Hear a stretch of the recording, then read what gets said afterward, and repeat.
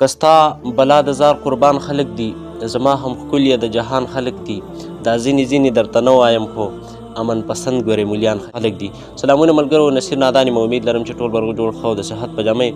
کتونکو اوس کې راسره داسې یو ستر شخصیت، داسې یو پیژندلی نوم چې د هېڅ تعریف محتاج نه دی، بلا خدمات دي، بلا قربانیانې دي د دې ملک دپاره، د دې خاورې دپاره، د اسلام دپاره، د دین دپاره، چې د چا نه هېڅ پټ پناه نه دي.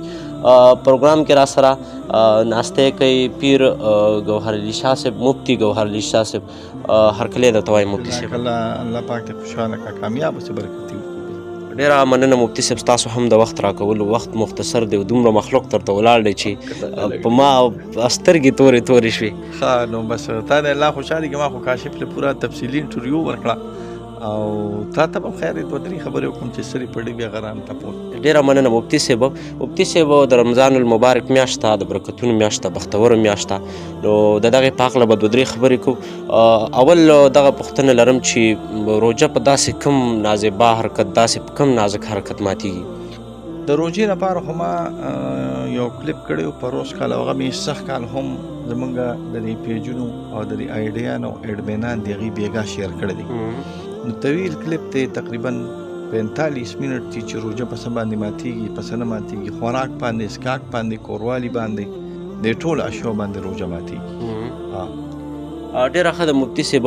داسې خبرې اورو، سوشل میډیا دور دی، ځینې مولیان وایي چې لکه په فیسبوک ماتیږي، په یوټیوب ماتیږي، په موبایل باندې ماتیږي. د هغې وضاحت خو ما کاشف ته وکړو بس لنډو ته چې د ړه هغه روژه ځان له ده او د خولې روژه ځان له ده. د ړه روژه خو به دې پرې ماته شي، تقوا او پرهیزګاري چې نه، د خولې روژه په الحال په دغه نه ماتیږي، شرعي روژه پرې نه ماتیږي. قربان مفتي صاحب، دا راته ووایي بلا کنفیوز یو، بلا ګډوډ یو، په سوچ کې یو. دا خبره کېږي چې لکه تراویح اړو په اسلام کې څه اهمیت نه لري.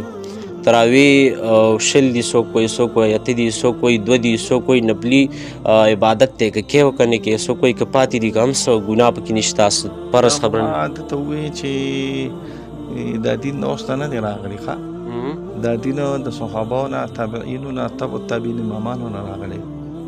په دې باندې ما اجماعګانې نقل کړي دي، په دې باندې ما طویل کلیپونه کړي دي، د 4 مذاهبو د 4 امامانو اقوال مې نقل کړي دي چې تراویح سنت مؤکده دي. دا څوک چې وایي نشته، دا دجالان دي، دا دروغجن خلک دي. دوی سره په دې باندې یو دلیل هم نشته. ما تا ته ووایي دوی دې ما ته میدان کې کښېني چې دا څوک وایي نشته، مفهوم د تراویح نشته. دوی مخکې پروس کال ویلي چې لفظ نشته. هغه لفظ ما تقریبا 1 غنټه کلیپ ما کړی چې هغې کې ما کتاب التراویح نه او د کتاب التهجد نه د ابو نصر مروزي نه لفظ د تراویح دا د صحابه تابعین نه نقل کړو. مفهوم کې خو چا اختلاف هم نشته.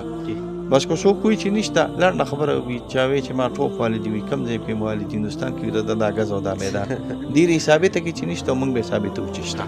قربان مفتي صاحب، دا راته ووایي چې د روژې د بندېدو صحیح ټایم، لکه اکثر زنانه وایي چې لکه دا د اخري اذانه پورې بندول پکار دي یا داسې نه دي. بس چې کله شرعي اذان وشي، شرعي اذان، یو د خلکو اذان، یو شرعي.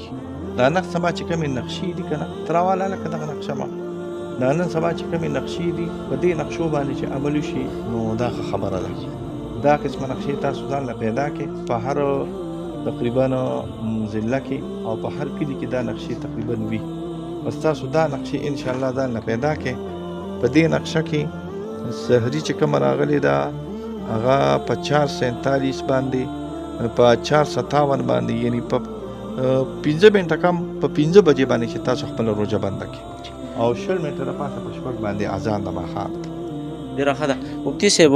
روژه ده او زموږ په کلي ګاونډ کې یا زموږ په علاقو کې په معاشره کې بلا غریبانان خلک یو د ګاونډي حسن په ګاونډي باندې بلها حق وي. خو نن سبا چې کوم مسلماني د نور سړی که ځان له سره راوړي نو هغه په تور شاپر کې د دې وجې راوړي چې ګاونډي را سره ویني. دغه خلکو ته څه پیغام؟